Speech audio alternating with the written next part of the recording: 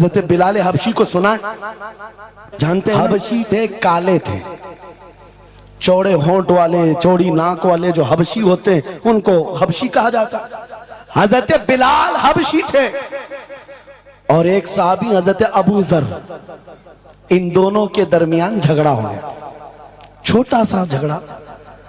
झगड़े के दरमियान हज़रत अबू जर ने सिर्फ इतना कहा, या उम्मत सौदा, या इब्न उम्मत सौदा, ऐ काली मां के बेटे।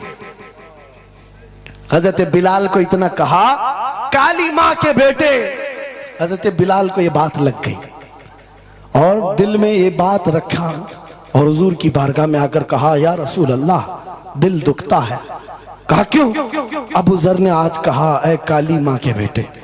हुजूर जलाल में आए, मस्जिद में आए, मिंबर पर आए, कहा बुलाओ अबू जर। आए और हुजूर पाक सल्लल्लाहु अलैहि वसल्लम ने डायरेक्ट जो फरमाए, हदीस के अल्फाज हैं, अफीकल जाहिलिया, क्या अभी भी तुम्हारे अंदर जमाने जहालत की बुराइयां हैं?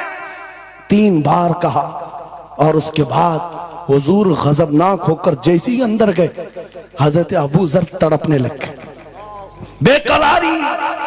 दौड़ करके आए, हजरत बिलाल का हाथ पकड़ा, कहाँ है बिलाल? हजरत बिलाल मिल गए तो हाथ पकड़ करके ले आए। मैं किस लिए कह रहा हूं, कान खोल के सुन। छोटी छोटी बातों पर मशाइख से उलझ जाते हो, बड़े बड़ों को आज बदतमीजी के साथ बात करते हो।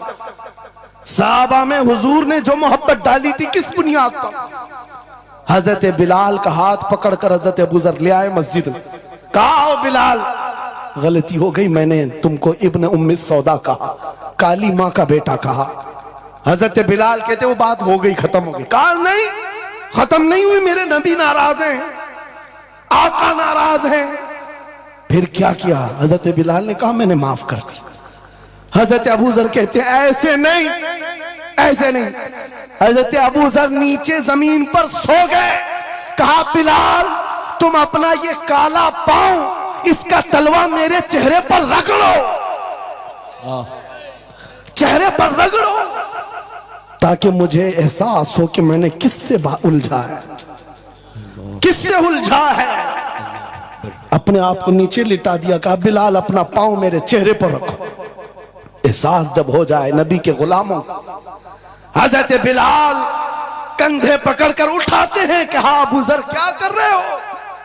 मेरा पांव तुम्हारे चेहरे पर, अल्लाह कभी ना करे, आओ सीने से सीना मिलाओ, मैं जिसका गुलाम हूं उसके तुम भी गुलाम हो। सुभान अल्लाह। यह उनकी इज्जतें थी, एक ही महवर था वो नबी पाक की इज्जत, एक ही मरकज था।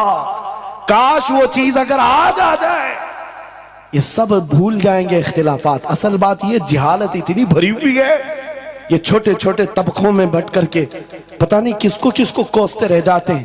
अरे जिसको बोलना हो उसको बोलने से पहले इतना तो सोचो, नबी की बात करता है, हुजूर का गुलाम है, आशिक रसूल है। लेकिन एक बात, तुम खराबियां छोटी सी भी पा लेते हो तो चर्चा करते हो, इतना चर्चा करते हो। क्या ये फरिश्ते हैं? हर एक से गलतियां हैं, हर एक की गलतियां हैं। जितना चर्चा एक गलती को लेकर करते हो, कसम खुदा की बताओ, अपने दिल पर हाथ रखकर उसकी एक अच्छाई मिले तो क्या इतना चर्चा करते हो? क्यों नहीं करते? इसका मतलब है दिल बीमार है तुम्हारा, जाती हसद है, जिसको लेकर किसी को टॉन्ट करते हो, किसी को तानाजनी करते हो। सोशल मीडिया इस पर भरा पड़ा हुआ है, नए नए मुफत्तिन इस तरह के मुनाजिर आए हुए हैं।